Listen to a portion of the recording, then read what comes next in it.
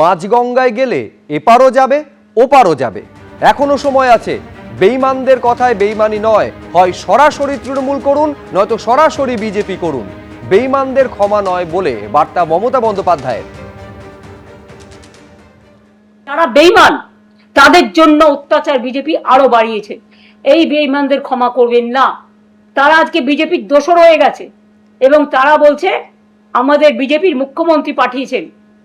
তা এত ছলনা কেন? ডাইরেক্ট যে কর্মীদের রক্ত নিয়ে, আমার দেয়া সিম্বল নিয়ে ইলেকশনে দাঁড়িয়েছেন, হয় তৃণমূল করুন আমাদের সাথে, আর তা না হলে বিজেপির কোলে গিয়ে মনে রাখবেন যতই দুলুন, দোলাও দোলাও দোলাও আমার হৃদয়ে হবে না। ওটা নিজের পরিবার আর সম্পত্তি বাঁচাবার জন্য অমানবিক। এখনো সময় আছে। বিজেপির কোলে আশ্রয় না নিয়ে নিজের ঘরে ফিরে একবার পরিবারকে প্রশ্ন করুন, একবার মানুষকে প্রশ্ন করুন। বেঈমানদের কথায় বেঈমানি করবেন না।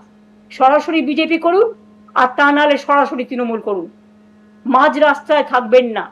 মাঝ গঙ্গায় গেলে এপারও যাবে ওপারও যাবে। নদীর স্রোতকে কখনো আটকে রাখা যায় না। নদীর স্রোত বাধা পেলে অন্য পথ দিয়ে ঘুরে যায়। আমাদের এভাবে বাধা দিয়ে আপনারা আটকে রাখতে পারবেন না।